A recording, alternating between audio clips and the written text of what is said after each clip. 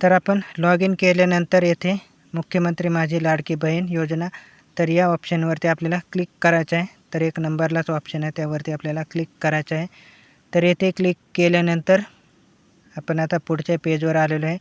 तर येथे आपल्याला ज्या महिलेचा येथे अर्ज भरायचा आहे, तर त्या महिलेचा येथे आधार नंबर टाकायचा आहे आणि आधार नंबर टाकून कॅप्चा टाकायचा आहे. मित्रांनो, येथे लक्षात ठेवा की आपल्याला ज्या महिलेचा अर्ज भरायचा आहे त्या महिलेच्या आधार कार्डाला मोबाईल नंबर लिंक असणे गरजेचे आहे.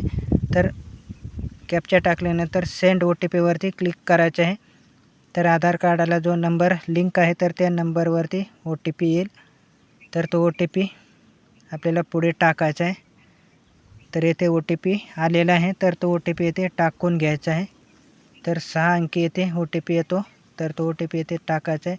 मित्रांनो, हा OTP टाकल्यानंतर व्हेरीफाय OTPवरती क्लिक करायचं आहे. तर इथे इनव्हॅलिड OTP दाखवत आहे. तर मित्रांनो, हे आपल्याला व्हेरीफाय OTPवरतीच क्लिक करीत राहायचं आहे. तर 2-3 वेळेस व्हेरीफाय OTPवरती क्लिक केल्यास आपल्यासमोर असा अर्ज ओपन झालेला आहे. तर मित्रांनो, येथे महिलेचे आधार कार्डप्रमाणे येथे पूर्ण नाव टाकायचे आहे आणि त्यानंतर खालच्या रकान्यामध्ये वडील किंवा पतीचे नाव टाकायचे. जर महिलेचे लग्न झालेले असेल तर पतीचे नाव टाकायचे आहे आणि जर नसेल झालेले तर वडिलांचे नाव टाकायचे. तर येथे आपण त्यावरती क्लिक करून पतीचे किंवा वडिलांचे नाव येथे पुढच्या रकान्यामध्ये टाकायचे आहे. तर येथे मी पतीचे नाव टाकणार आहे. तर येथे पतीचे नाव टाकून घ्यायचे आहे पूर्ण आणि त्यानंतर महिलेचे लग्नापूर्वीचे नाव येथे टाकायचे आहे.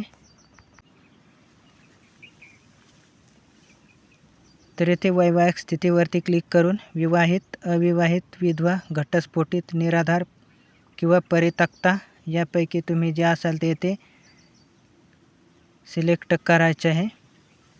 आणि खालच्या येथे आपण महाराष्ट्रात जन्माला आला आहात का, आला असाल तर होय करायचे आहे आणि नसेल तर नाही करायचे आहे.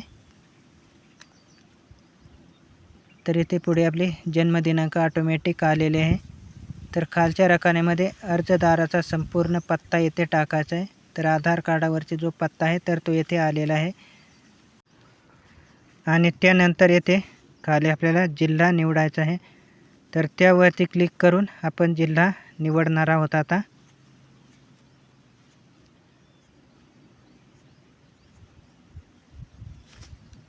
तर येथे क्लिक करून आपण आपला जो जिल्हा असेल तर तो येथे निवडून घ्यायचा आहे.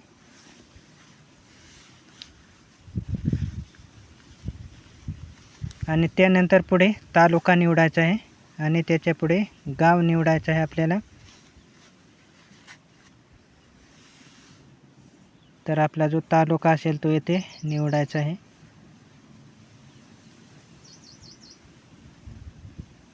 आणि त्यानंतर पुढच्या रकान्यामध्ये गाव निवडायचं आहे. तर मित्रांनो, येथे पिनकोडसुद्धा ऑटोमॅटिक आलेला आहे आपल्या आधार कार्डप्रमाणे. तर येथे गाव निवडून घ्यायचे आहे. आणि त्यानंतर मित्रांनो, आपण जर महानगरपालिका किंवा नगरपालिकेच्या हद्दीमध्ये जर राहत असाल तर तुम्ही येथे नगरपालिका किंवा महानगरपालिका सिलेक्ट करायचे आणि जर नसेल राहत तर लागून आहे तर असं सिलेक्ट करायचं आहे. आणि त्यानंतर पुढे निवडायचं आहे मतदारसंघ. तर आपला जो मतदारसंघ असेल तर तो येथे निवडून घ्यायचा आहे. तर हे मित्रांनो तुम्हाला मतदान कार्डावरती सहज भेटेल. तर तेथून आपला मतदान कार्ड पाहून आपला मतदारसंघ निवडायचा आहे आणि त्यानंतर येथे मोबाईल नंबर टाकायचा आहे.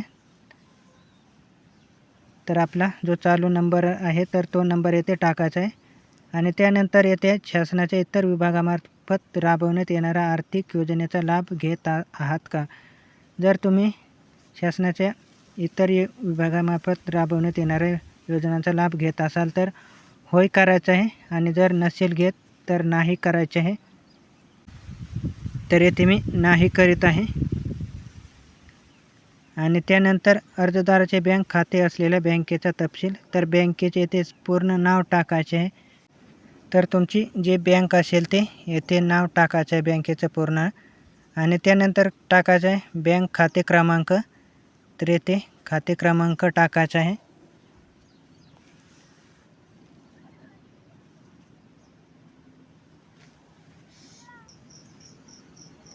आणि पुढे टाकायचे बँक खातेधारकाचे पूर्ण नाव आणि त्याच्या खाली आपल्याला पुन्हा बँक खाते क्रमांक टाकायचा आहे.